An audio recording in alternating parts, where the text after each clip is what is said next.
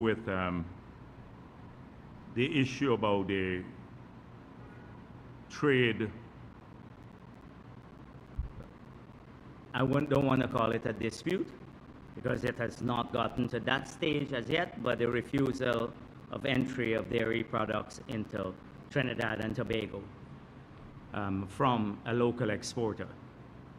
You've seen numerous calls from the private sector recommending a particular course of action to the government of Guyana to address this matter. This is not a new issue, and our position is not a new position.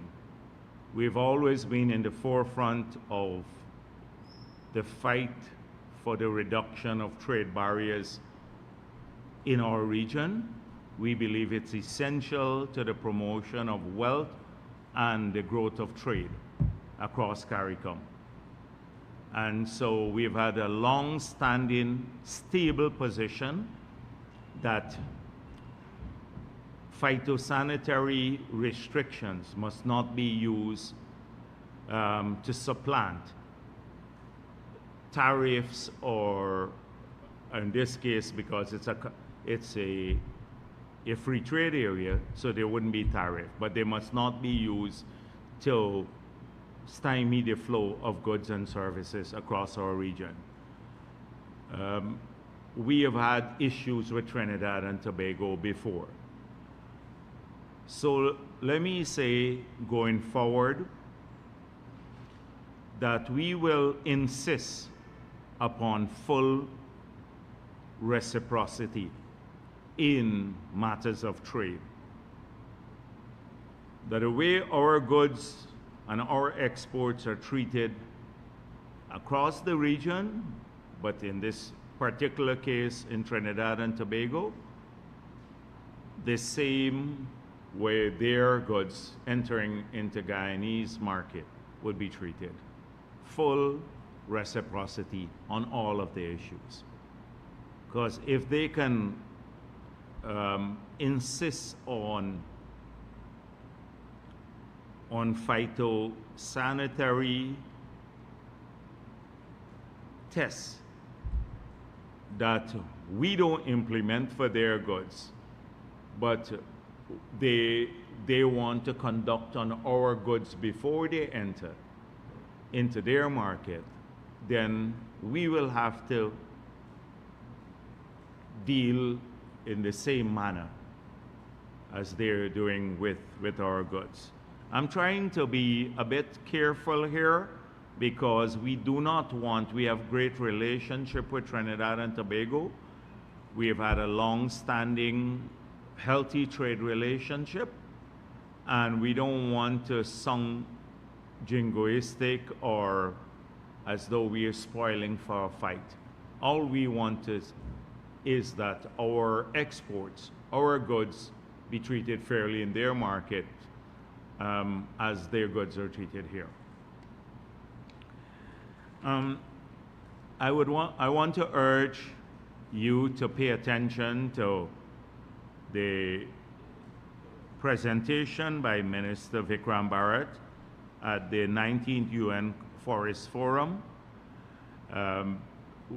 He attended that and he made a key presentation there, and it follows our line where we're urging that greater incentives, in a nutshell, be provided for forested countries to ensure that they can protect their forests and still have resources to outcompete alternate use for the forest. And this is an important pillar of our foreign policy, particularly as it relates to environmental diplomacy. And therefore, you will see a recurrent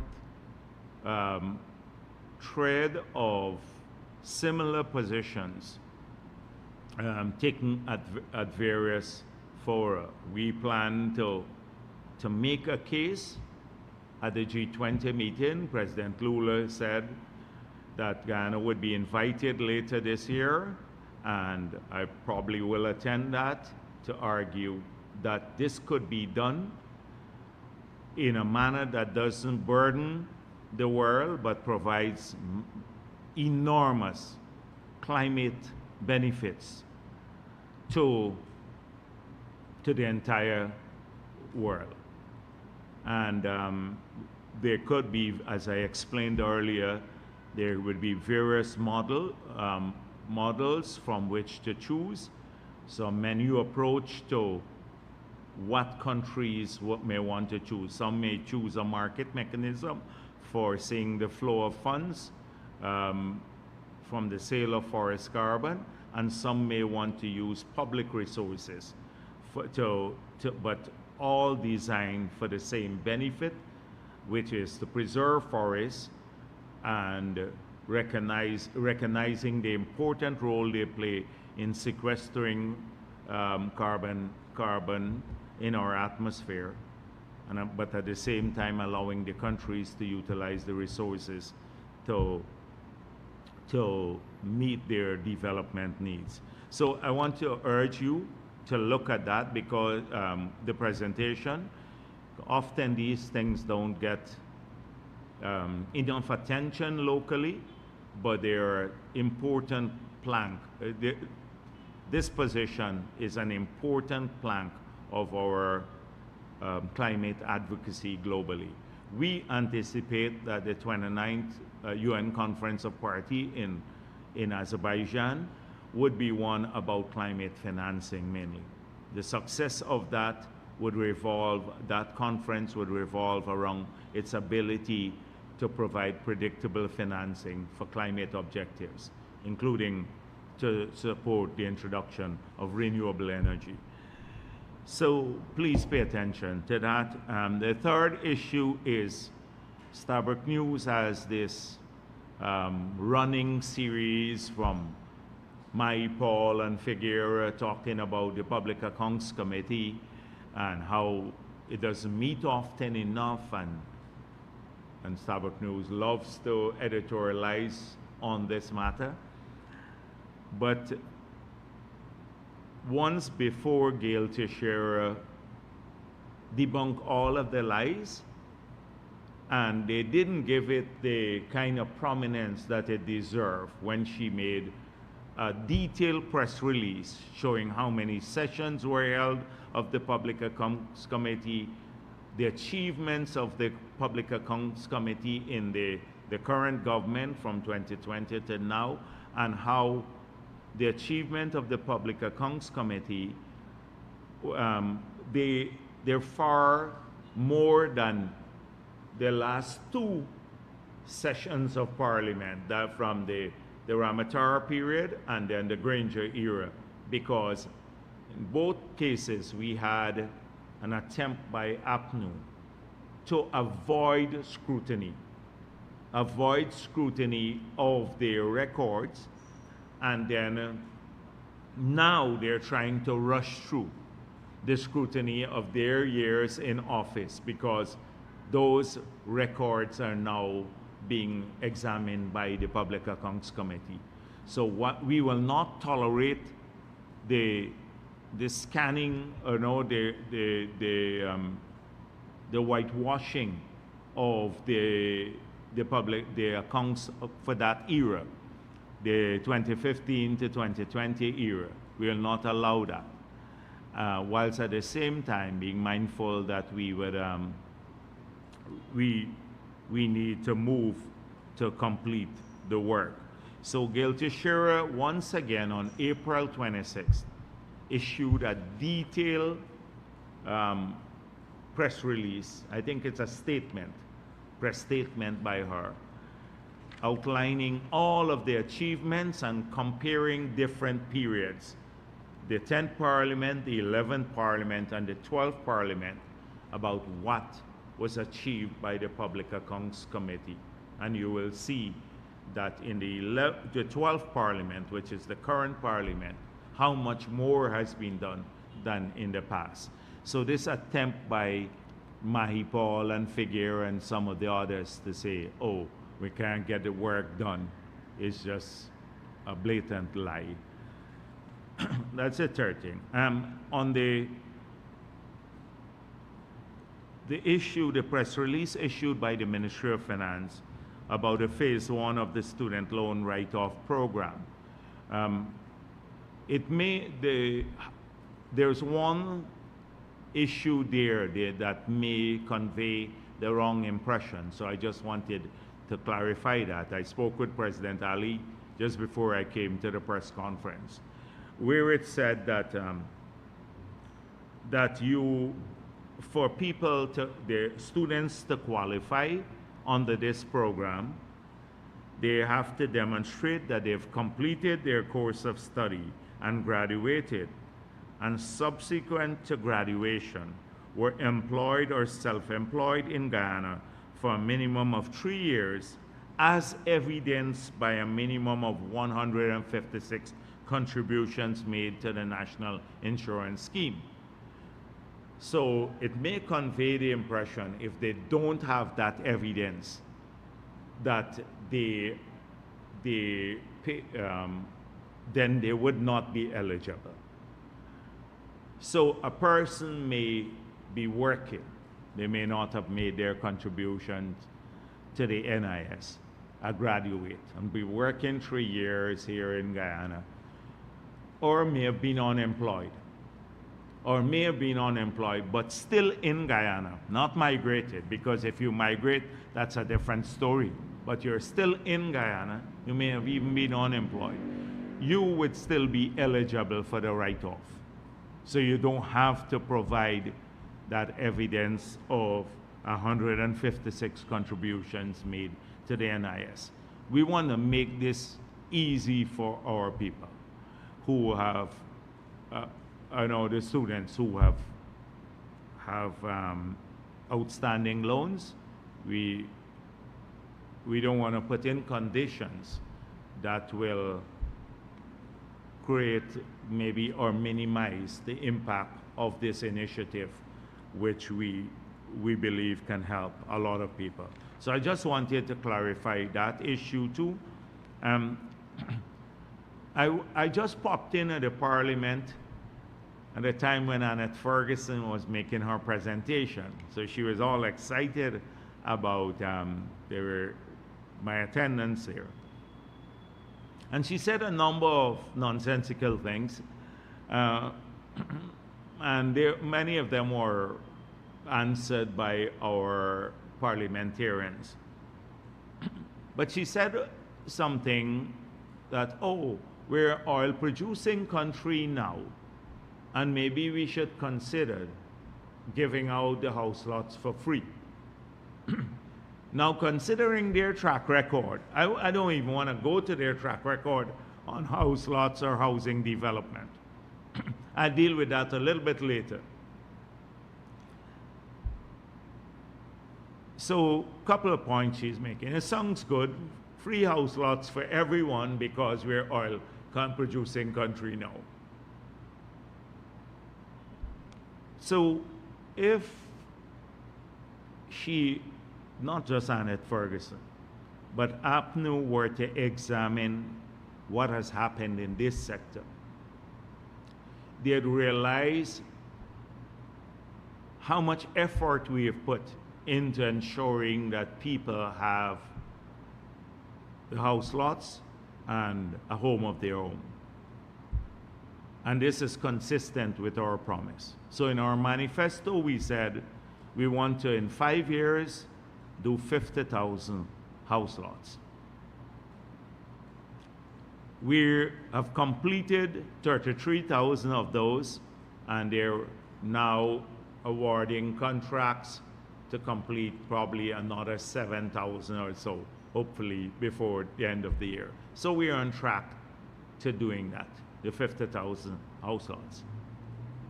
We have allocated from 2020 to 2024 about $200 billion for housing development. So put in the infrastructure.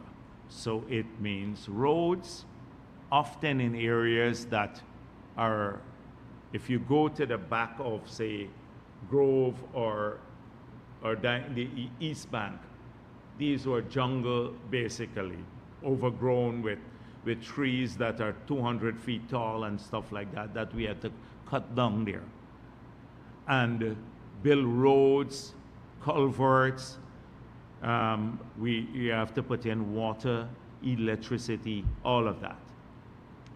So if you take $200 billion and you divide about 40,000 house lots, it works out to an average about $5 million to prepare one house lot.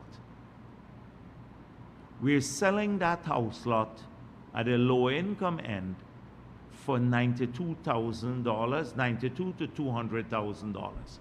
So if it's $92,000, we're selling it for 1/40th of the cost. 1/40th of the cost that it takes to prepare the land. 1/40th. So the low income is between $192,000 to $200,000. Middle income between maybe $800,000 to $2 million.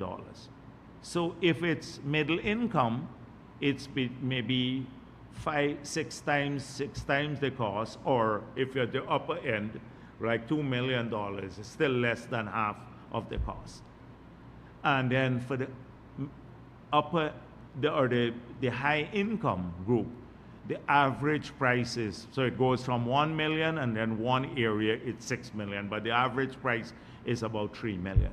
So it's still just about 60%, 50, 60%, 60% of the cost of development, and that's high income. At the lower end, it is 1/40th of the cost. So that's the subsidy that people get, and that's the transfer of wealth to people. Because when they get a plot of land now that is valued a minimum of $5 million, because that's what it takes to prepare the land to get there. Now the $200 billion in the 5 years that we've allocated just for housing development, in the budgets that we've put 3 years budget where we had oil money, almost all of the oil money, we bring in, including this year, it's $600 billion of oil money that we would spend. So on housing alone, 1/3 of all of the oil money is going to subsidize basically people's housing.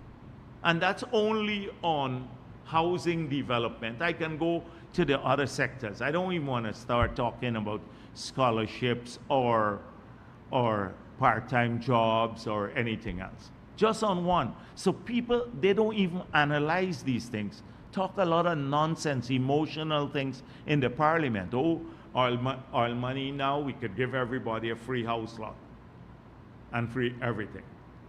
You still have to do that and run the rest of the country, because you're building roads too, living out those. That's only in the housing area. We've built about 3,000 community roads so far, highways, etc., hospitals, schools, etc.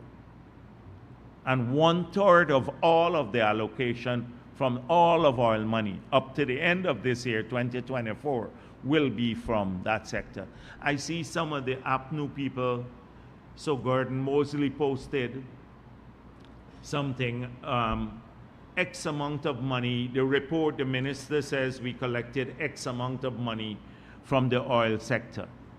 And everybody on Gordon Mosley feed, or some of the APNU people saying, oh, more money, these people are wasting the money, etc. Now, only some very ignorant people can say that. I had to explain this to Kaichor News, that this is not new money. Every time the minister reports to Parliament, every 3 months, it's not new money. It's by virtue of the law that we passed, the reform of the Natural Resources Fund, that we reformed, to say that the minister must report to Parliament on collections for the year. And if he doesn't, every 3 months, if he doesn't, he could go to jail for 10 years. because we didn't want a repeat of what APNU did when they tried to steal the 18 million US dollars and didn't tell us. We didn't even know about it.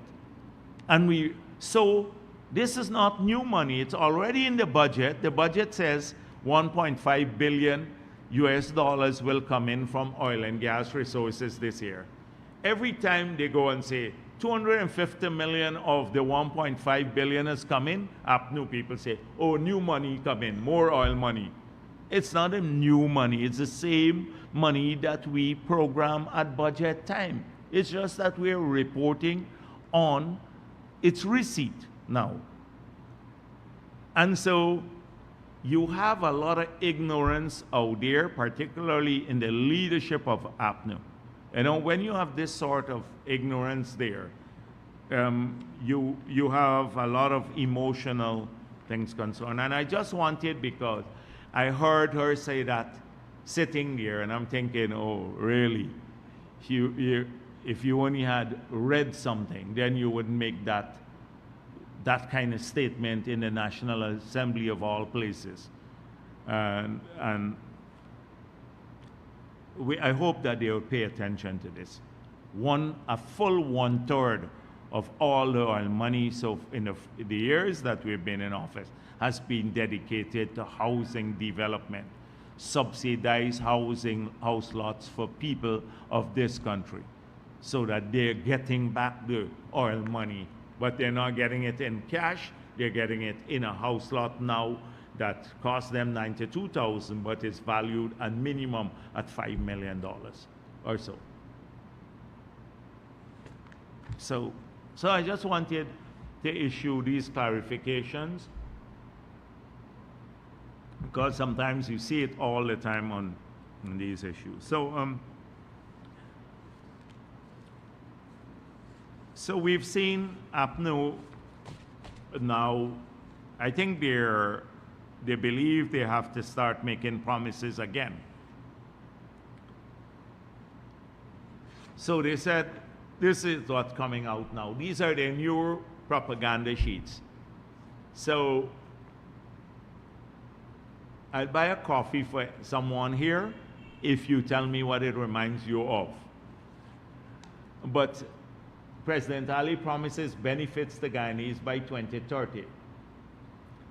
APNU will deliver in our first 100 days in government significant increases in salaries, pensions, job creation in 100 days, right? You see the 100 days at the corner: job creation, investment opportunities, small business grants, and soft loans. In 100 days, in our first 100 days. You see this here? In their first 100 days, they will do what we're doing now. That is, write off the student loan for UG and give free education in 100 days. In 100 days, they will faster construction of homes with adequate space, etc. Rent assistance, rental. Now, the reason I ask you this, and this, another one, is that you must be familiar with this document too. This was the 2015 document, the first 100 days. This was exactly, it looks almost like very familiar with what they promised in 2015, the first 100 days. So the first 100 days, they took it directly from there. Significant salary increases for government workers, teachers, primary school, etc., civil servants, etc. The first 100 days. Significant increases in old age pension. Exactly the same thing. They promised in that period waiving of duties on fuel in the first 100 days, tools and small-scale mining equipment brought by identifiably holders of small concessions. 100 days they were supposed to do that in the last government. You know what they actually did to the miners? They increased the royalty rate, they increased the tributers tax, and they put VAT on the machinery and equipment after promising for in their manifesto that in the first 100 days they will waive all the taxes they would pay. They then said they would establish a national cane workers and cane farmers conference in the first 100 days. Well, you know what we got? 7,000 sugar workers all without a job. Establish of a national rice farmers and rice millers conference. Granger met with the rice farmers and told them, this is private business, you know, don't look forward to any government help. So they didn't have the conference, and he told them that. He said, don't look out for any help from the government. Liberalization of telecoms and ICT sectors.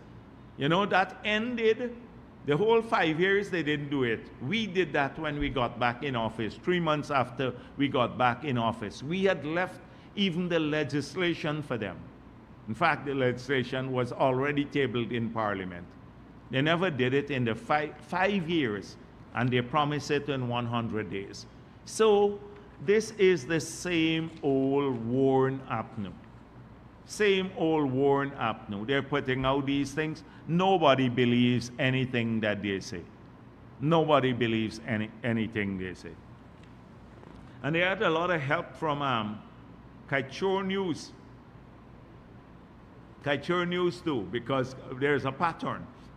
Kaichor News is latching on to them, or they're latching on to Kaichor News. Well, they all cut from the same cloth. So Kaichor News said, PPP election gimmicks. With the time drawing near to the next general election slated for 2025, the People's Progressive Party Civic is rushing to meet its 2020 manifesto promises. At least we are rushing to keep our word. You know, APNU never kept their word. While the government just yesterday announced the write-off for student debt for some 13,000 Guyanese, and they go on. But for 4 years, if you look at everything we promised in our manifesto, the housing, 50,000, we're already on track to deliver that. Scholarships, 20,000 in our manifesto. We already have 28,000 people studying, and another 22,000 through BIT, WIN, and they grow. Their goal is 28,000, and those 3 others are another 22,000 studying, paid for fully by the government of Guyana. We promised free university education in 5 years. We're on course to delivering that. We promised to return the joint services bonus. We returned that immediately. We promised to reverse the taxes, the 200 taxes and fees. We did that in the budget. We promised to remove the corporate tax on education and healthcare. We removed that too. We promised to double old age pension by next year. That will be done in the 5 years. We promised to return the children grant and take it to $50,000. We're on track to doing that. They said we are rushing to do that. But at least our party is rushing to do things for the people of this country and keep our promises. The brothers in arms, you know, the APNU, hasn't done anything. These are the 100 days promises. They could review how many of those 100 days promises were ever done. You remember the good life for all or everyone? I can't even remember. Good life, the good life. They used to parade around good life for everyone. So much for APNU promises. Don't believe anything they say. They're going to come up with this. Now I see a new thing, and it feeds directly back into what I spoke of before. A huge disrespect for Afro-Guyanese from the PNC. So look at Norton. Norton says in Kaichor News again, accuse PPP Civic of paying citizens to stay quiet.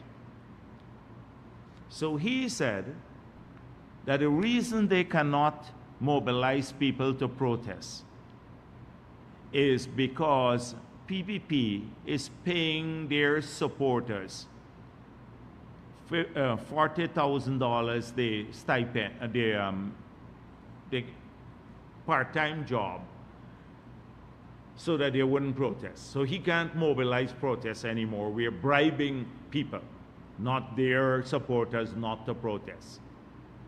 Now, considering that there are only 15,000 Guyanese who are benefiting from the part-time job, and not all of them are in APNU stronghold, because in different parts of the country, in different regions, every region practically has part-time workers.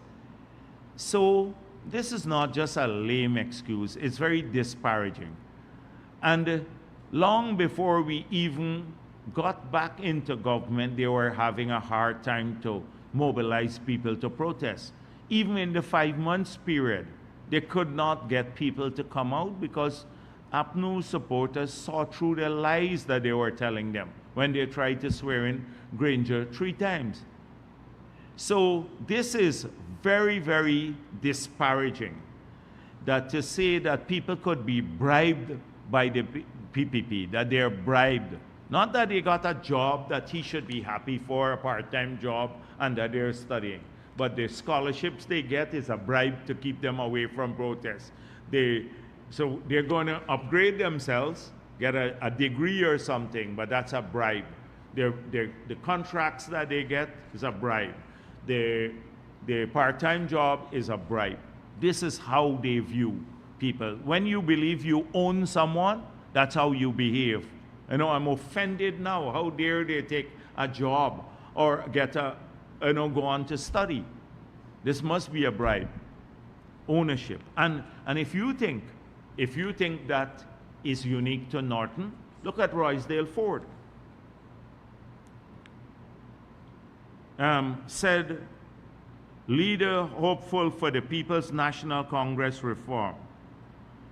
Roysdale Ford said a vision is needed to stem deep-seated disinterest among youth in the party, who are, on the other hand, induced by the incumbent People's Progressive Party with trinkets. You know, that is what he's saying. People from the young people from APNU are induced by the PPP, so they're bribable by trinkets from the PPP. So when they get a job, and he goes on to say,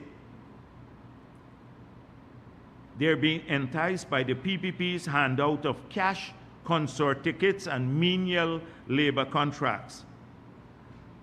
Oh, you want a contract? Come work with me. Come work under 9 of our people to fetch mud out of the trenches. This is the same kind of, this is a low-life kind of thing.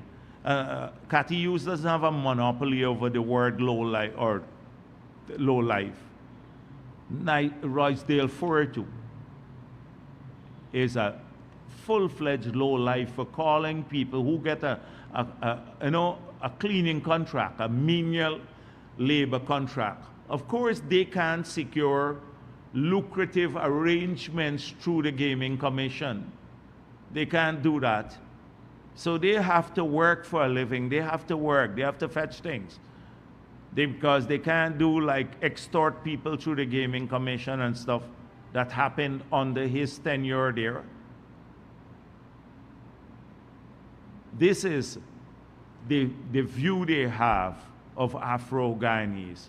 Oh, they're bribable. That's why they would not come and protest for us anymore, because they're busy getting trinkets from the PPP. It runs deep in that party. It runs deep in the party, and we must condemn it rather than write about it and glorify it like the Kaichor News is doing. They should have condemned this behavior on their part. That hard-working Guyanese who are looking to get a part-time job or a contract or something else to make a living, upgrade themselves and their family, are being disparaged by these low-life leaders of the PNC.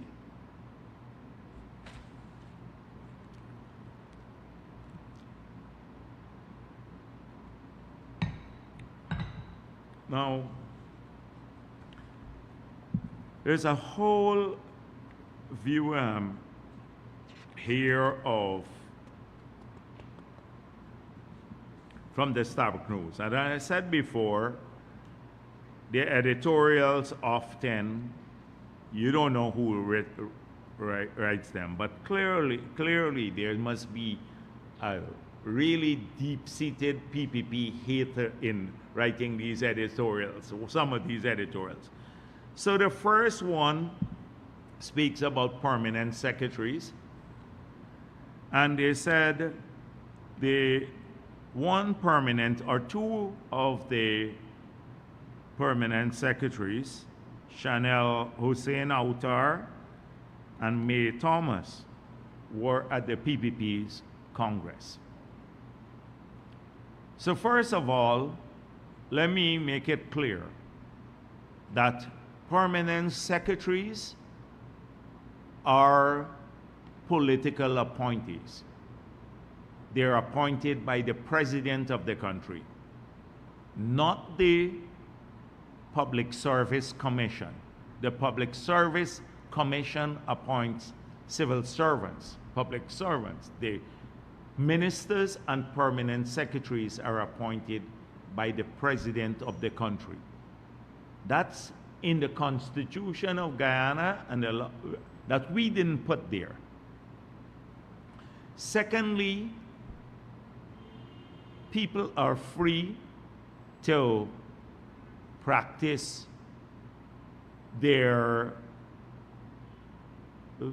whichever party, their politics. They're free to belong to a political organization in the country and not be discriminated against because they belong to a particular political party. That's the freedom that we fight for. Freedom, right? The freedom to freely express yourself, a freedom of association that we have always fought for. The question is that when these people perform tasks now in their ministries, whether they do so in a partisan manner, that should be examined.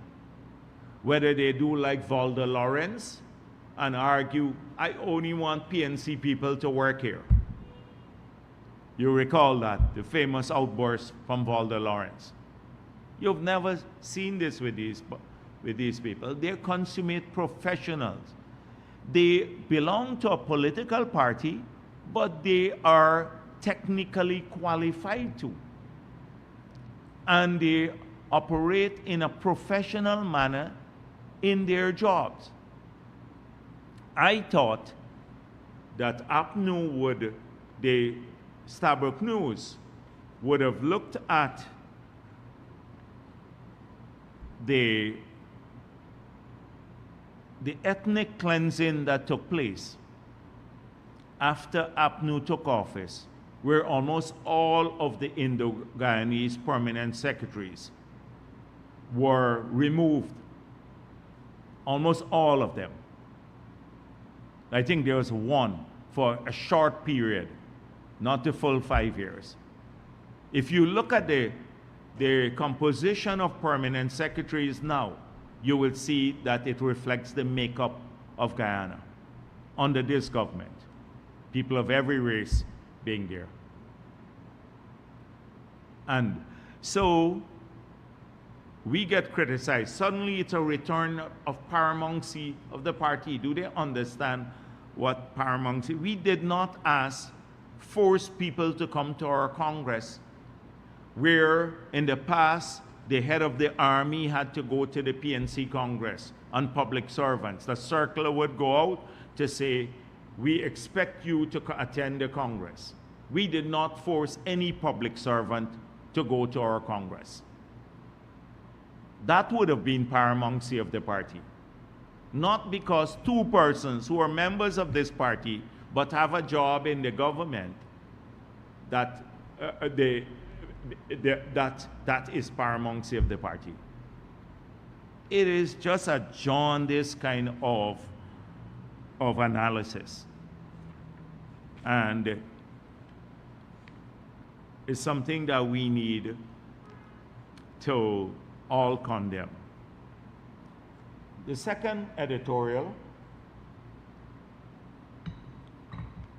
it's called Binary Worldview. And so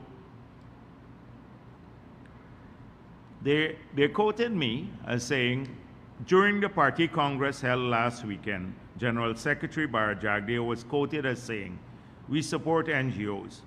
We support them because many perform a useful task. But when they serve as a means of division, when they believe that an unelected few can arrogate to themselves that their voice must be the voice, must be the monopoly voice, and they are the only thing that matter in a democracy, then we will fight that to our very core, because we are a political party that will never allow that to happen." And so that's what I said. And then the sentence that follows here, what that means in practice, that every critic or anyone who adopts a contrary view to one favored by the PPP mainstream is viewed as being aligned to the opposition. Now, when did I say that? What I said is that we support NGOs. We support them fully. But when they believe that their voice is the monopoly voice, that the same things that they argue for, they want tolerance from everyone in society, a plural society, but you have to get their approbation for everything else, for everything in the country. And if you don't go and seek their approbation, then somehow the project must now move forward. You can't have that policy because you didn't get our approval. Then that is something that is unhealthy, and we'll fight it. We're not going to fight their view to express an opinion. Is when they believe that their voice is the monopoly voice. And Stabrook News and everyone in this country should support what a democracy, the key features of a democracy. You present, political parties present their policies when they contest the elections. The people of the country, the electorate, the people of the country choose who they want to run the country for a period, a defined period, 5 years. They expect them to pursue those policies that they present to the electorate. If they don't do that, then they have the right to change the political leaders. They didn't say that we will give you the mandate to pursue these policies, but you must get the APA's approval, or the Ghana Human Rights approval, or Red Thread approval, or the Stabrook News editorial board approval before you conduct these policies.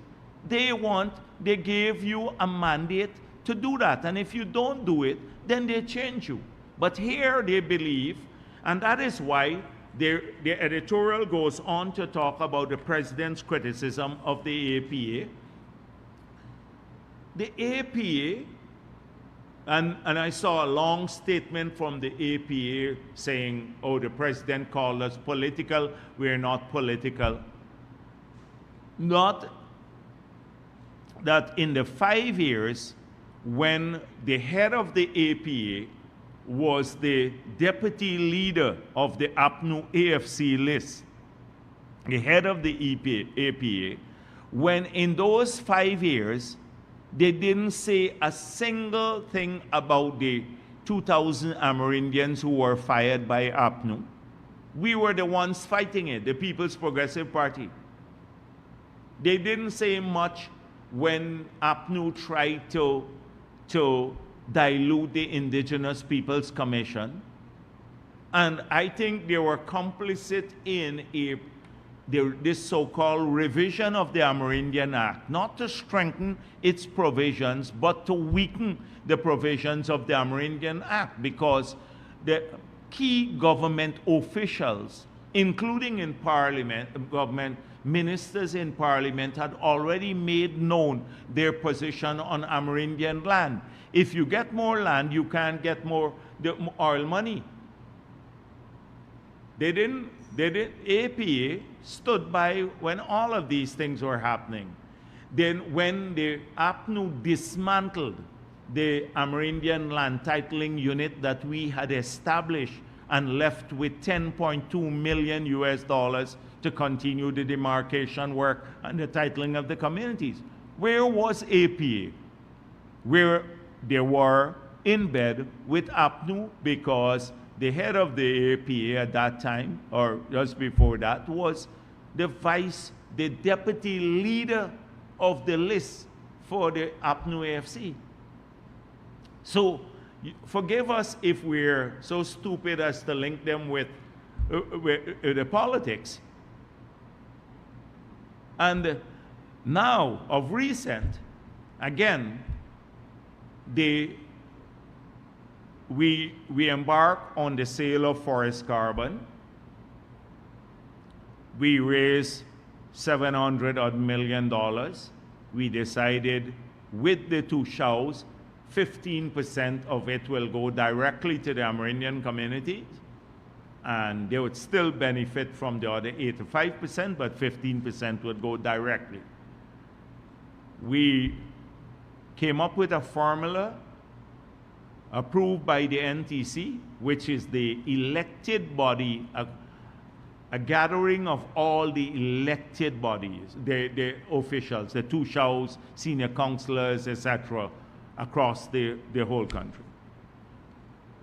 We agreed on the number of villages, 242 villages. We agreed how much money they will get, depending on population size. We allocated $4-point-something billion, $22.5 million to the communities. The villagers had to then decide, in each village, they had to meet and decide how to spend the money, and they had to send us the minutes of that meeting. They had to have a 60% attendance. So that meant the people in the villages wanted the money spent in a particular manner. Guess who wants that ended? APA. We must consult with them. This group that sits in Georgetown, that received over $20 million over the past several years in assistance from abroad, ask them how much money you have spent back to do anything in the Amerindian villages apart from holding conferences all the time. They hold conferences, a way of getting the money. So they went to block this deal that brought $22.5 million in the first year to the villages, 242 villages, 811 projects. This year, there's another allocation. That was only the first year's allocation. They went to try to block it. They wrote the art. So they didn't succeed in blocking it. Globally, they mobilized group. After they failed there, they went to the Inter-American Human Rights Commission again to try to block it. What they were trying to block is money going to 242 villages to assist there. So they believe that they're the monopoly voice. We must not consult with the two shows that are all the elected leaders. We must consult with the APA. We must get their approbation. They must tick the box and say, oh, this is free prior informed consent. They didn't get free prior informed consent from the villagers to act on their behalf. We got it when the villagers submitted their minutes as to how to utilize the money. That is what we meant. That is what we're talking about, monopoly behavior. And they believe, so should we not fight that? That is what I said at our Congress, we'll fight it. They never had a mandate from the Amerindian people. They never had a mandate from the electorate, but they want to block an initiative for the development of Amerindians. It's not, as they said, oh, any criticism of the government we get like thin skin. It's when they try to block development of for our people. The same thing with the red thread leaders now. They're trying to block the gas to energy project. They must have the last say. Not that this would reduce electricity prices by 50% and the project can pay back for itself based on the revenue stream that comes from the sale of the liquid. They're trying to block that. We must get their approval, first of all. This is what we're talking about. So they went on to talk about the Marxism, Leninism, and all of that here. So at the end of the same editorial, so I think I've made a case. This is pure, utter nonsense. They try to paint us as hostile to opposed to people being critical of us. So democratic centralism should not have been retained in the party's constitution, and one cannot help but feel that were it removed, it would open Freedom House to a fresh air of democratic debate, both within the PPP and without, and make it less paranoid about criticism. If we were paranoid about criticism, let me tell you something. You find out if there's any other public official anywhere in this hemisphere who has had more criticism than me. I dare anyone to do that. Every week, and 15 things. I've not had, maybe for the last 15 years of my life, the Kaichor News not saying something bad about me. Every single day. Every single day. They make up stories all the time to do that. I defend Kaichor News to publish their right to publish. Not that I will not rebut what they're saying, but we defend this their right to publish. Nobody harasses the Kaichor News. In fact, people criticize me for being too tolerant and to listen to the nonsense all the time, that they come up with. It's a party organ. So since when we have been thin-skinned to criticism, and that somehow democratic centralism would have changed whether we get criticized less or more. It's pure nonsense, again. So we don't have a binary view of the world. They have a binary view of the world. They believe that somehow this pseudo-intellectual group that forms editorial boards must lecture to the country what policies to pursue. Never mind they got the mandate from the electorate. And these so-called self-appointed intellectuals, unaccountable often in these NGOs, because one common thread, if you check all of them, they're not accountable to anyone for the money that they receive from abroad, etc., that they must have the last say. That is what we will always oppose. And so they have a binary view of the world, not the PPP.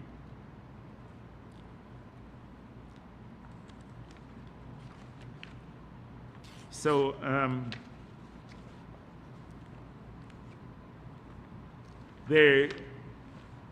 another view of the world is, I'm just skipping some things here. I don't have too many things to talk about this week. So the Kaichor News got a press conference, Jagdeo got a press conference. No self-respecting Guyanese, no principled Guyanese would declare these as meeting with the press and sharing with the media for disseminating with the rest of Guyana. We at the paper identified the Bharrat Jagdeo press conferences for what they have degraded to: press obscenities, press wars, and press custom. Very, very nice. That's one. Attacking the press. PP government has been notorious for attacking the press, led by Bharrat Jagdeo. Where the big cheese is, them boys say every week like clockwork, the PPP calling the press for common lime. No, I call you all here for a lime. It's the same thing. They have a problem with us responding and exposing the lies. They occupied, the Kaichor News occupied a space in the past. A space where they told outrageous lies about everything under the sun. They fabricated the stories. Glenn Lal, in his half-literate state, would just make up these stories, bully often the reporters, bully the editors. You got to change the headline, you got to do this, etc. So I know what's going on. If anyone is attacking press journalists, it's what he does to his own staff. The atmosphere in there, I know what the atmosphere is, the bullyism, etc. No press person has ever faced from us, the PPP, anything akin to what Glenn Lal does to his own staff. It's a daily dose of bullying in his own paper. And he talks about press freedom. Even when I don't want to answer the questions here, and I feel that they're personal or disparaging, at least we try to give an answer. But this one, let me read this one for you. This is an interesting one. Guyana's leading citizen, Vice President Bharrat Jagdeo, is in agony. I enjoyed it. He suffers from a piercing gripe in the gut that just could not let him rest, twists him into knots. His face is grim, conveys his pain, and what gushes out of his mouth are the acids and poisons that consume him.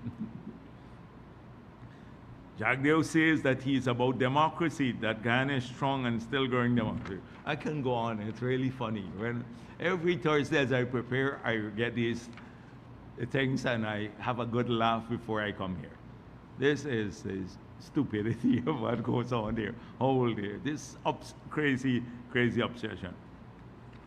So I can go on a lot about those, but I'm not gonna get to that too much more. Maybe I should just end there. That's a good note to end on. So, thank you. Let me take questions.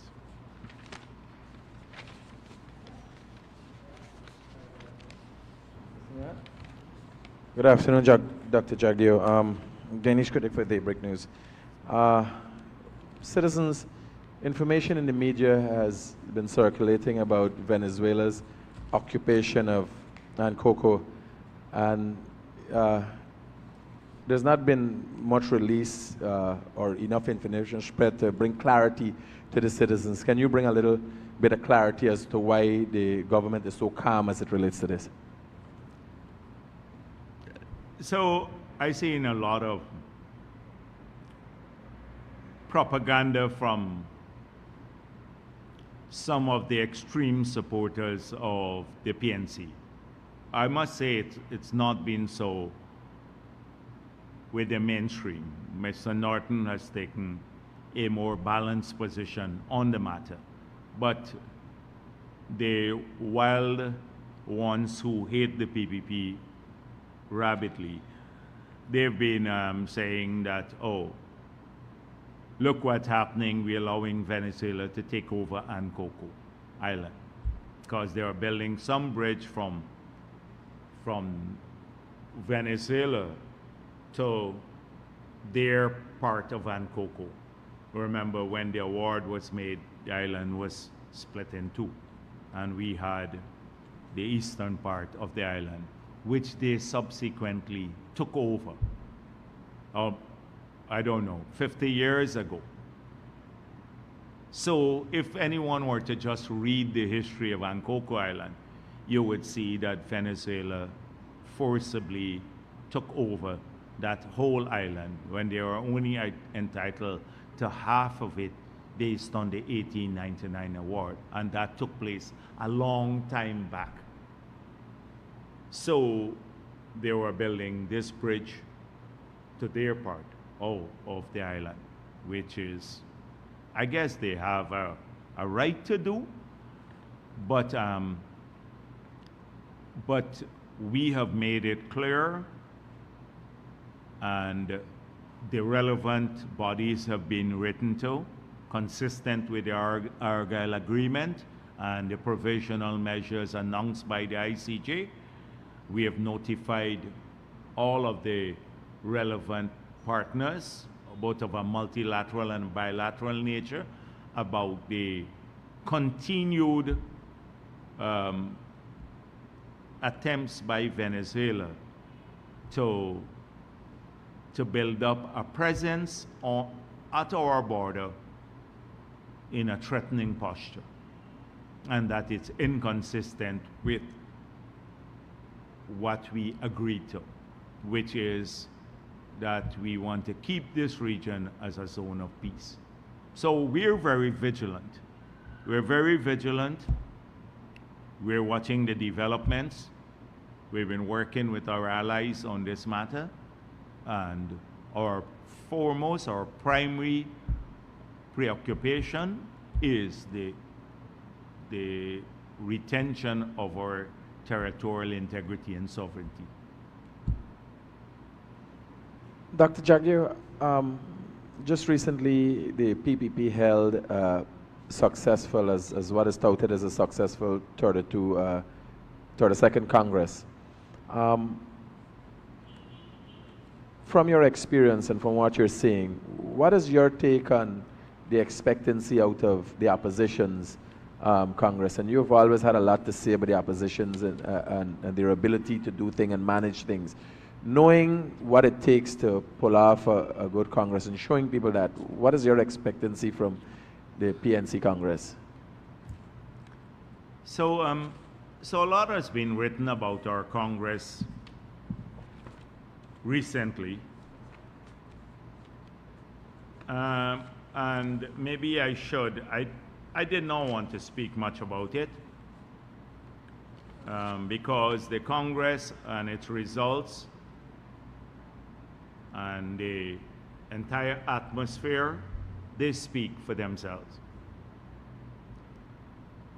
So by any standard that you measure the success of a Congress, of a political party from, our party Congress was a resounding success. It's the biggest Congress ever held by any political party, and in substance, or the substance of the discussions matches the scale of the Congress itself. So I was tempted not to pay too much attention to the inevitable gripers. And you have those in our country. So the Kaichor News, I saw, they said, that 3,000 delegates there, and we got 75% and 77%, the president and I. Well, we had just over 2,400 delegates registered, not 3,000,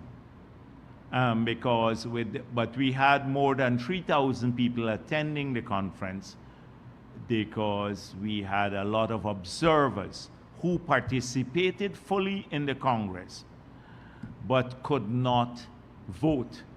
They didn't have voting rights. Only the delegates had. Some of the delegates could not make it from the hinterland and other places who had indicated they were coming to the Congress. But we had over 3,000 persons attending the Congress, but only 2,000 registered delegate, 2,400 an odd number, I can't remember, registered delegates. So clearly they had it wrong. It's over 90% of the people who voted for us, right? Which in my case, I was happy about, because given the assault by the Kaichor News and several others who were hoping that somehow that I would fare badly there. They had a 3 months long campaign and over 40 articles I counted, saying people must now vote for me, I'm a bad influence for the party, etc. And considering that I've had to take tough positions in the party too to make sure that we remain a disciplined party. So I'm really pleased with the results.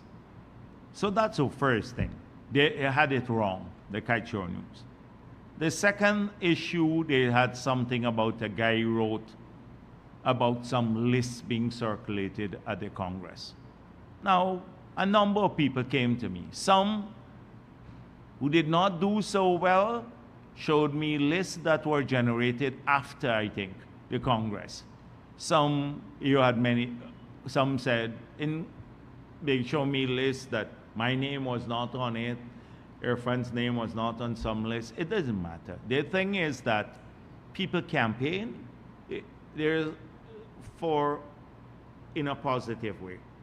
And that's not frowned upon in the party. We don't like the list, people trying to steer people with a list. However, we don't tell people not to campaign for themselves. We tell them not to campaign and get nasty against others. And that's what I spoke to people about even before the Congress. You can campaign for yourself, but not against others. So we had a system where everyone, if you sat in the main hall, we asked all the observers to exit. We asked each person to check that the person sitting next to them had the delegate's badge. They verified that. So only the delegates remained in the room. The ballot papers were shared out in front of everyone. We had about 40 young people headed by Robeson Ben. Robeson Ben was in charge of the elections. And he had several teams of people. They handed out the ballots to everyone. We all sat in the same room. And people voted right there. They didn't go elsewhere and voted. If a list circulated, nobody was there with a hammer over their head to say, you vote for this person or don't vote for that person. It was open, transparently done. When they voted 35 for the Central Committee, and then another 5 candidate members. They put the ballots back in these transparent boxes. They were followed to a room that had a large number of people in it, everyone counting, because they had to count 2,400 odd ballot papers with 35 names each, and then another 2,500 400 odd ballot papers with 5 names. And so they worked through the night in an open room with everyone, and then the results were announced. Open process. So I'm very pleased what happened. And when you look at the voting, you looked at a number of people came in. We had a big turnover. So we had a lot of young people coming into the leadership of the party. We had Ryan Peters from Region 5 coming in as a candidate member. We had Sarah Brown, one of our young leaders, Amerindian leaders from Moruca, coming into the Central Committee. We had Brentnell Ashley, the regional chairman, another young leader, both in their 30s, coming into the leadership of the party. Minister Indira got in, Charles Ramson got in, about quite a few young people. Jason Abdullah got into the Central Committee of the party. We are pleased that we have some of the older leaders in the party, and we've had an infusion of young people coming into the party and new people. and we're very proud of that. And we had our central committee looks like the country too. Have people of every race in the central committee, and they feel part of it, and they were elected in an open vote in front of everyone, including you know McCoy. McCoy is in charge of the press. McCoy did extremely well. Came in, I think, number 8 in the Congress. So no matter what we do, there are always going to be these detractors. Somebody showed me a letter of somebody who said he was at the Congress. He never was at the Congress. You know, but it's a lie, the fictitious letters that are written. So let's put that aside. Then you have another series of discussion, whole set of people, and I think it's coming from very few people. So people like Joey Jagan, he's just as confused as ever. So I'm not going to waste my time on him. One time he doesn't know what he talks about, not only now, in the past too. So I'm not going to waste my time there. So a lot of the peeping Tom and everybody talking about Marxism, Leninism, its removal, and the democratic centralism, and all of that. And I don't want to use a press conference to engage in a debate about the relevance of Marxism, Leninism, and socialism and democratic centralism to Guyana and the PBP at this point in our history. Maybe if we had an academic forum, we can do so. And I studied in the Soviet Union. And so a significant part of the curriculum, because we did economics, so it was heavily maths focused, but a significant part of the curriculum was studying Das Kapital, the seminal work of Karl Marx and Lenin's work, etc. So I see a lot of theorists and ideologues now who profess great depth in the study of Marxism, Leninism now, writing a lot of garbage.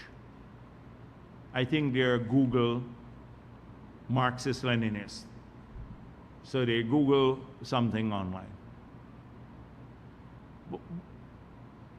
But as I said before, that's a conversation for another time and another forum, not here for the press conference.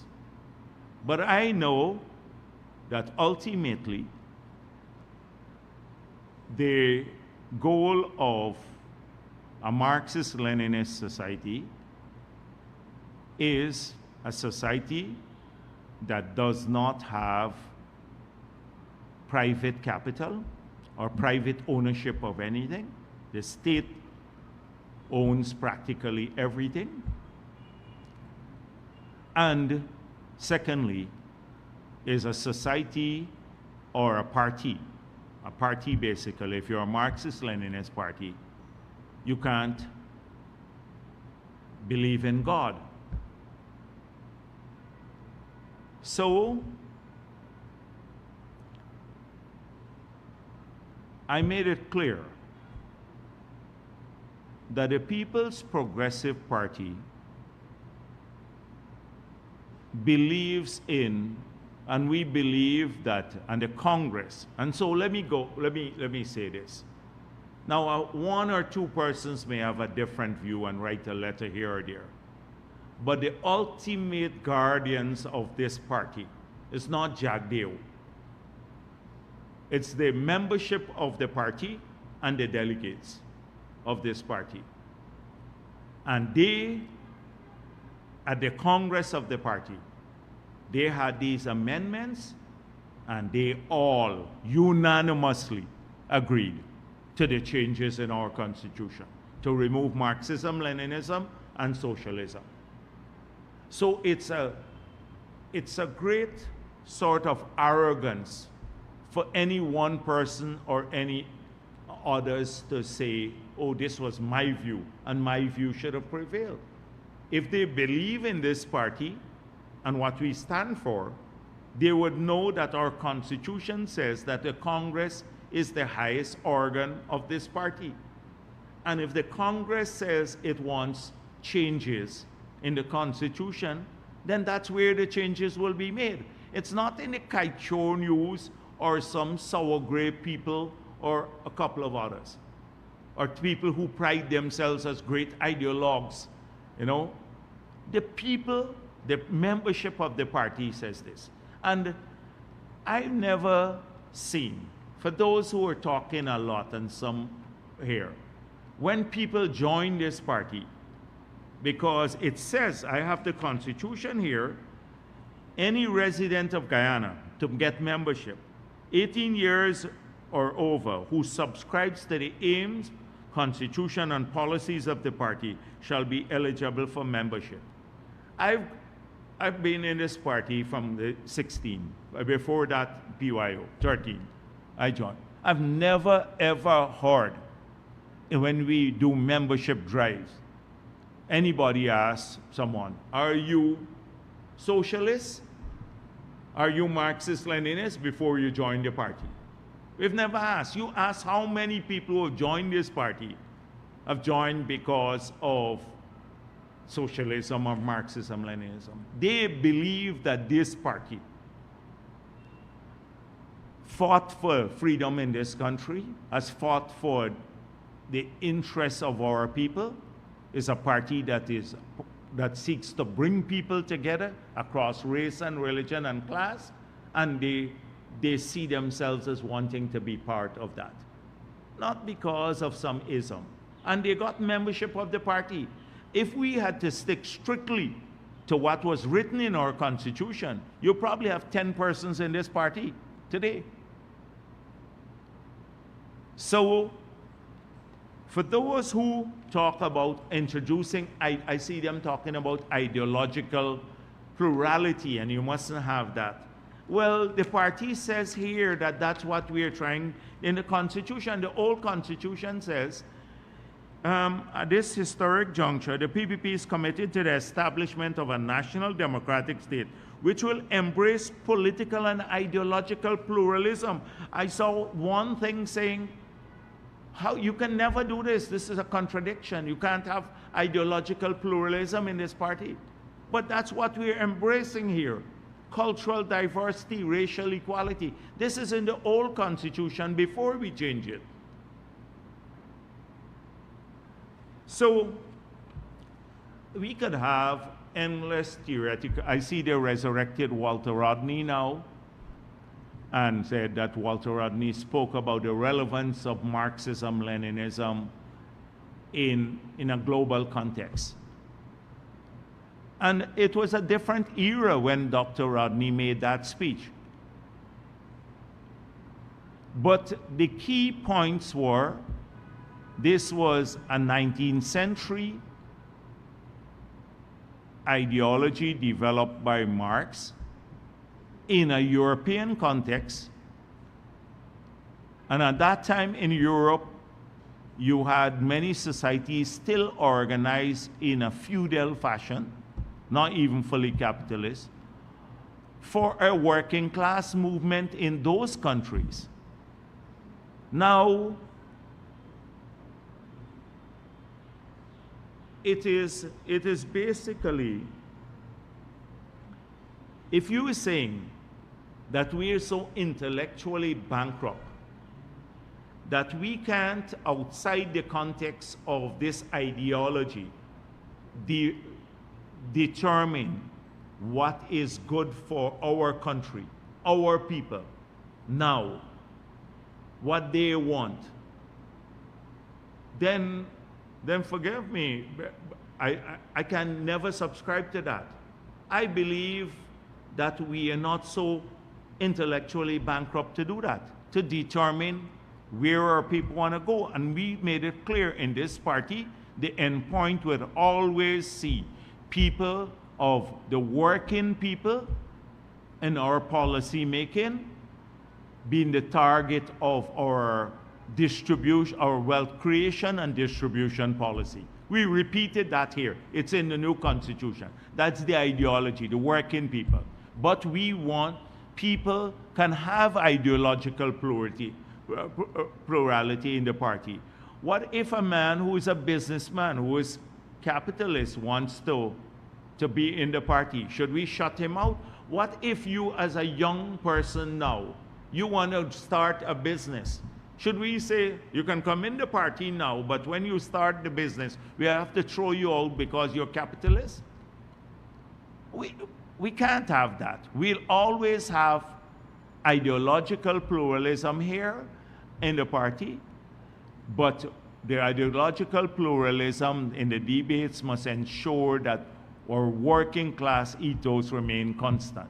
And secondly, I always envisage a PPP now and in 1 million years into the future, a party that will respect people's faith, that will allow them to be Hindus, Christians, Muslims, Rastafarians, atheists, whatever they want to, that's their belief, and still find a home in our party.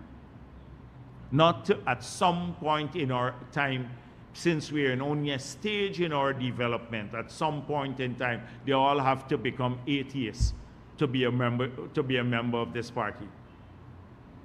People don't look at this. They talk about it, these ideologies in abstract. But the end point basically is this. And people talk about China, oh, China has a communist party, etc. But China has taken millions of its people out of poverty. Millions, hundreds of millions of people. China has become a world superpower today because it has embraced the market mechanism. Russia today has embraced the market mechanism to wealth creation. So the ones who will, the old school politicians who will argue here constantly about the gripe and in the newspapers, or the PPP should not have removed Marxism-Leninism. Before, we should have removed it. Now we shouldn't remove it because they need to find something new to criticize the PPP. We're giving up on this working class ideology. It's utter nonsense. And secondly, we're gonna have that debate maybe at an organized forum. I'm prepared to do a debate of this nature on the theory of Marxism-Leninism and the work of Marx and Lenin, and whether it's relevant to Guyana separately. But as of now, the PPP, this political party, as defined by its membership, has said, we want a country in which you have cultural diversity. Our party is unifying race-wise. You have racial diversity within the party.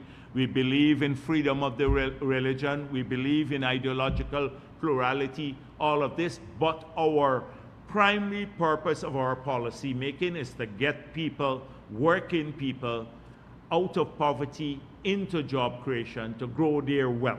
That's our objective as of now. And so they can continue with the debates as much as they want. They can continue with all of these debates. That's where we have defined our ground now, people in this party. And it's done at the right forum, not in the newspapers by anonymous writers or by others. Dr. Jagdeo, finally, this is a question of sensitive nature, but needs to be asked. So, as much as the Congress went off without a hitch, it's known we got attention from CNN recently as a result of accusations being made of one of the executive members. It did not, those accusations did not come out without being noticed, the politics behind it, even in the press conference that was held by the victim. And as I said, this one is a very sensitive nature. Even the press conference were covered mostly by opposition members. Certain questions were asked, and then not only was one of the executives of the PPP accused, but at the end of that press conference, the PPP itself was brought in, made likened to Jeffrey Epstein and all these kind of things. Really? In light of the clarity that you bring through these press conferences and transparency, can you speak a little bit to that? Sure. I did not see, I saw little clips because I'm guilty also of, you know, sometimes surfing social media to see what's going on. So I saw clips. So I did not see the whole press conference. So I don't know what took place there and whether there was an attempt to besmirch the People's Progressive Party. But knowing some of the people who I heard were at the press conference, they're PPP haters. These are the hostile media. And so I'm not surprised that they were trying to besmirch their party. Now, this is a sensitive matter, as you correctly pointed out. And the least I speak about it, I think we can allow the course of justice to proceed in a fashion where it's not there, that people would not deem it as interference. But I do have strong views on these matters, and I choose not to express them here. Let me say that one thing, that women are respected in this party. You heard me at our Congress. I've urged in front of our full membership that we not only have more women in the party, and they're overwhelming numbers in the party, but that we make sure that they also grow into the leadership of this party. So our track record on promotion of human rights and women's rights is well known. But I believe in a fair process. It's going to be fair to the alleged victim and to Nigel Darmlal too, because often when you're in politics, people try to run you down too. They run you down. And I want the process that the police has embarked upon to reach its conclusion, and maybe at the end, when the findings are known to the public, then I will speak my mind on this matter. I will speak my mind on this matter. Good afternoon, Trina Williams, Guyana Chronicle.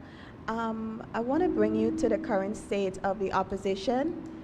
Given the level of disunity and what seems like the absence of a consensus for a consensus candidate in the PNC, do you think that they will ever find their footing and actually be a solid opposition? Long before they had this question of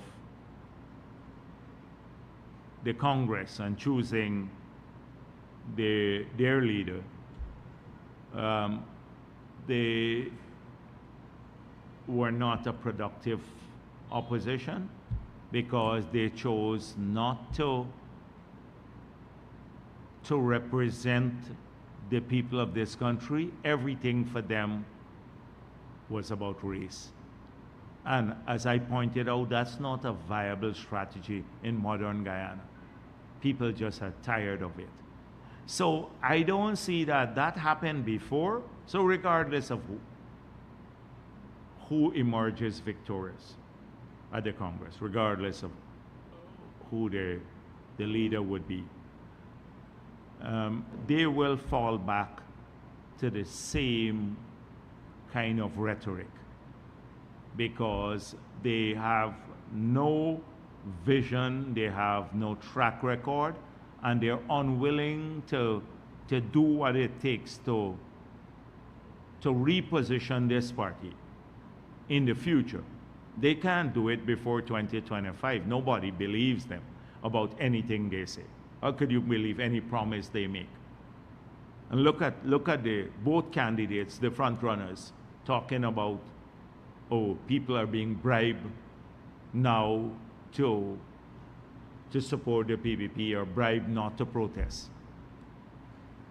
So I don't. Either way, there's no viable strategy for them to win the elections. Naomi Paris, also from the Guyana Chronicle. My question is in relation to the UG student loan write-off. Could we possibly see the government engaging commercial banks for the student population who's currently repaying loans to banks? Oh, okay. This is not, they didn't take the loan there from the University of Guyana. So there are different categories. So we're examining whether we can, those who paid before by taking a loan or by getting the money maybe from their parents, whether we can't assist them too. So that's currently under examination. So, and I think I'd mentioned it before, but we just wanted to get this component off. And so that is being examined carefully too. Marcel Thomas from the Starbuck News. I'm asking 3 questions. 2 are related to your portfolio in governance, and 1 on party. I'll start with the party part. And it's on the same, I'll start with the party question. Yeah, go ahead. Just a minute. And it's in on whatever order you want, yeah, it's no problem. And it's on the same Nigel Darumlal issue. From the party's perspective, and as General Secretary, I want to know, how is this second rape allegation being addressed? Has the party discussed it, and what role is he currently playing? Has he been asked to stand down until the investigations are completed? What is happening from the party's perspective as it relates to this case? That's 1. Governance part now, 2. You spoke about the trade issue with Trinidad. I didn't quite get how it's working out. What type of reciprocal action are we talking about? Or is this just at the mulling stage? Like I said, I'm not quite clear on what you said because it seems kind of retaliatory from my end. It's just as if they have a measure in place, we're going to match it, that kind of thing. If you can explain that. And the third one was, on the same isms and all of that. To what extent has foreign investors or Western nations asked questions about this to the party? That's the government. So on the ism, let's start with that. No foreign investors ever raised this, or no foreign interest has ever raised this with the party. You would recall that at previous Congresses that we've had, that this matter was raised but never went to the vote. So it's not a new issue. And by the way, Ramjatan likes to lie to say he was thrown out of this party because he tried to change this years ago. He was not thrown out for that. He had other issues that are more serious, and they involve some of his clients. But I'm not going to get into. I'm not going to get into that today. So this was driven entirely by the party. And so it has nothing to do with that. I think by now, foreign investors and Guyanese, they understand one thing about the PBP and our governments. One is that we protect people's investment. Two, our policies are predictable. That from the beginning, there have been some common things that have defined us. We invest in housing for poor people. As a result of that, this country's landscape has changed. Over 100,000 houses were being constructed in our tenure, the longer period, from the return of democracy. And for people of every class. Which wealthy people paid more, but they have been able to do that too. We have invested heavily in education, in healthcare, in infrastructure. We've invested in public service. So there are things that are known about us in fighting for rights. So, and we are credible. If we say we do this, we end up doing it. In this case, we believe that the stated objectives in the Constitution of building socialism is not appropriate for what we're doing now. And therefore, the membership removed it. So it was not driven by any external demand or anything of that sort. It will not change the nature of who we are. We're a working class party. We say this unashamedly. We're a working class party. We want to make sure that Amerindians who live in distant part of our countries have the same health care as people on the coast. Or whether you live in Berbice, it doesn't matter. You know, or in New Amsterdam, you have a high quality hospital there, just like you have in Georgetown. We want people to have jobs everywhere in the country. We want them housing development so they can grow out of poverty. We want them to get more qualified so they can make more money and they can accumulate wealth at the household level too. They can earn more, they can build nicer houses, have vehicles, do whatever, have recreation. That's what we want. So that's not going to change. Nothing that you see this changing a couple of words in our Constitution, not going to change who we are. We believe in freedom. Freedom to associate, freedom to practice your faith, and still be part of this party. So it's not driven by foreign investors. So there are only 3 positions in the party that we have appointed now. It is the General Secretary, the Executive Secretary, and the Finance Secretary from the Central Committee. There's nothing to step down from. So those are the 3 positions at this point in time that we have until the next Central Committee where we'll appoint additional secretaries. Also on this matter is an accusation now. It's an allegation. It's before the competent authorities to investigate fully, and then a determination will be made on the basis of that investigation. So as like in the first set of allegations, we did not jump the gun as a party or a government. We said, let the laws be applied uniformly to everyone. And in this case, it's being done. So I don't see any need to do that. Nigel Darmla was elected by the membership. So that is a different matter. the trade issue, so reciprocity means we don't want to get into a tit-for-tat fight with Trinidad and Tobago.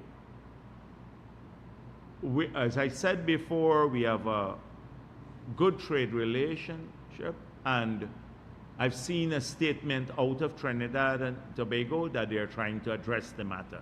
We hope that the matter is addressed through the means, the mechanisms that are available.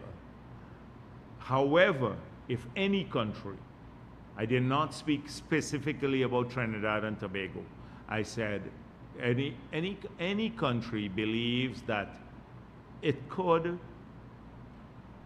treat our goods unfairly when it enters their market, or even prevent our goods from entering their market whilst having a free access to our market, then they would have to have a second think about the matter, because we are going to ensure that we examine everything and there'd be reciprocity.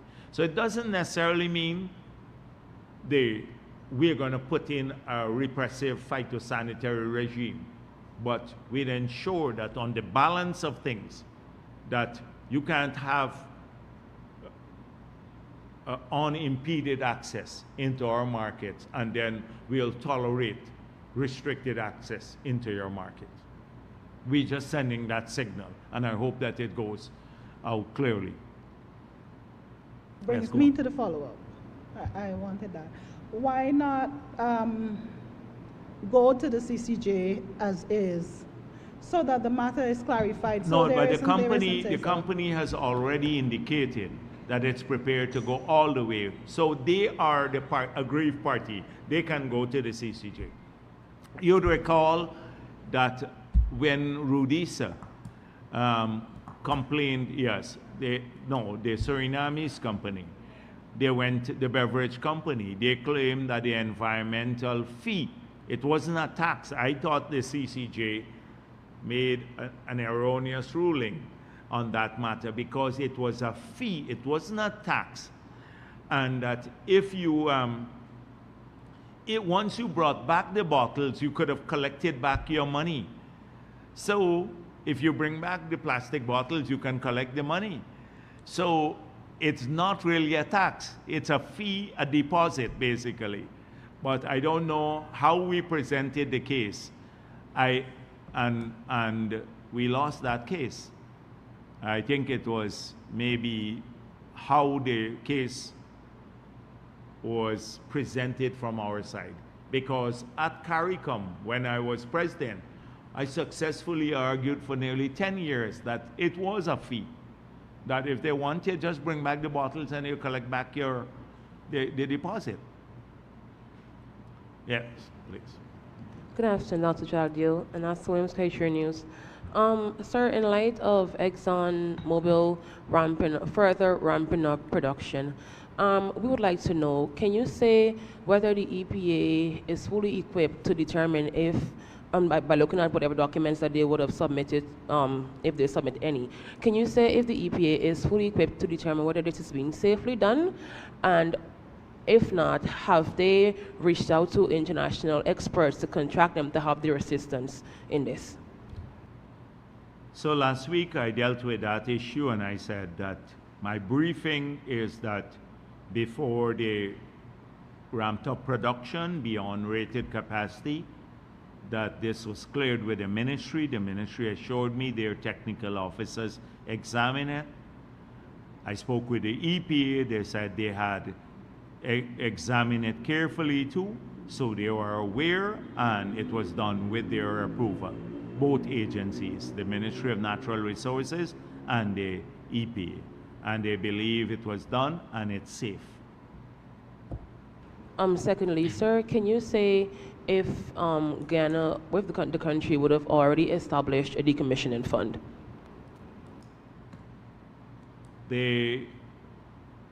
You know what the PSA says. So why are you asking me that again? How would we... The ongoing projects. Yes. So under the new license, you have a copy of that license. It's published.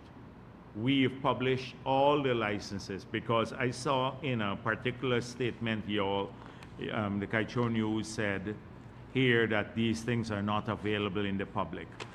So, but the license is out. There's a particular approach to how we deal with the decommissioning funds now that the new law, under the auspices of the new law, the Natural Resources Fund, not the Natural Resources Fund, the new Petroleum Activities Act. And therefore, it's clear how we are approaching this matter. So why you're asking me about establishing the fund already? It's clear what it says there. Please look at it again. In your post, taking you a little back to Congress, in your post-Congress press conference, you would have made mention of some recommendations in relation to the economic and social sectors. Can you please shed some light on these? What? Agree? In your post-Congress press conferences, you said that there were some recommendations that would have been made in relation to the economic and social sectors. Can you please shed some further light on this for me? Okay, so it's a whole series of stuff. So what people focus a lot on, ensuring that so we had presentations done in the different sectors. They spoke more about like job creation activities and what could be done. For example, we were talking to the group from Region 1. So Region 1 now, we had promised to upgrade their ability to access planting material. They want suckers, they want a number of things. Consistent with that, we started working on moving nurseries, bigger nurseries, etc., into these regions for planting material. But many of the people were not aware of this. So they made suggestions, how are we going to get planting material in the region? So we spoke of this, and then we explained. They said, okay, so if we plant more, what's going to happen with our crops? So another element of what we had planned for Region 1 was to be developing port facilities there and processing facilities so we can export directly into the Caribbean rather than bring the goods to the coast. Because a lot of the goods that they produce there, say cassava, and to process cassava and to export it or plant it, they're produced on the coast too. We have had in Region 3 alone, in the last crop, over 2 million pounds of cassava produced in Region 3 alone. So if you bring the cassava from elsewhere, you can't compete. You have to move it long distances. So the processing facility. So they were concerned about the localized, like people coming from there, more localized initiatives that would spread the prosperity and support like their regions in moving things forward. So there were good suggestions about what we can do. They complained like on the boat. They said that on the boat, some of our Amerindian comrades said they felt that some people were bullying them. And we are looking into this seriously to look at, because people should not be bullied to get space on this boat and stuff like that. So so those kinds of things were good feedback from the area. In Region 9, we explained that with all of the developments in the region, with the bridge, the road, etc., we're examining a proposal now to build a full-fledged international hotel in Letem, and a hotel, a runway, so that the larger aircrafts can land there. And then the processing facilities there to reprocess goods from Brazil to ship into CARICOM, because they can qualify like the meats and everything else. They would change the tariff head, so you qualify, the value added would be great, so we can qualify for entering the CARICOM market free of tariff. and that and a couple of hotels being built there, etc., which would be a huge growth pole for the entire Region 9. So these are the kinds of things in a very practical sense.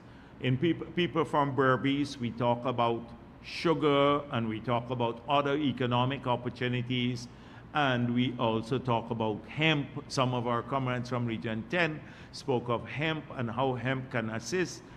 So it was like not so much on the macro policies, but how we can support, because we had people from all 10 regions, how we can support economic initiatives in those areas.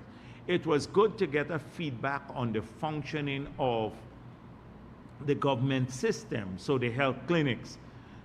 Some people said, we have health clinics here, but they don't function at optimal, a good feedback mechanism. And so those are just some of the ideas that came up. But there were large number of ideas coming from our base about how to improve people's lives in these areas. Yeah. Yes, myself. Yes, go. And it's clarity on the same Dharamlal issue again. You said that the other positions are going to be chosen until the Central Committee meets again. Mm-hmm. Will that meeting pend the ending of this probe? No. Our meeting is not going to. Our meeting has nothing to do with the probe. The police probe is an independent probe. That has nothing to do with party business. That has nothing to do with party business. So, party business, as soon as I'm ready for the next meeting, because it's not just that, the appointment of the other secretaries. I have to present a full report from the Central Committee not from the Central Committee, from the Congress to the Central Committee, outlining a number of things. I have to set up a body to start working on the party's program. Our last program was adopted in 1979 and amended in the early 2000s. We have accomplished all of our programs. I don't hear people talk about the program of the party. The program has nothing to do with socialism. That is what we agreed in 1979 to do, to implement. And we have practically, completed this program. And therefore, we have to set up the body to start working on a new program for the next 20 years for the party. That would outline our key objectives, what we want to achieve in the next 20 years. The Congress has now given us approval to take this to county conferences within a year and have those approved as the new program for the party. So we'll outline the key objectives that we want any government that run by or that is formed by the PPP to outline these programs. So it has what we want on housing, what we want on water, everything. We're a serious party. We guide the governments as to what objectives we want to achieve. And those objectives are the ones that we campaign on as a party. So we have to ensure that the government fulfills what we campaign on. Is Mr. Dharamlal free then to accept nominations or positions? Yeah, that's preempting the discussions that we may have. At those. Yeah, that we may have. So I don't want to speculate now. I don't want to speculate on that matter. Thank you.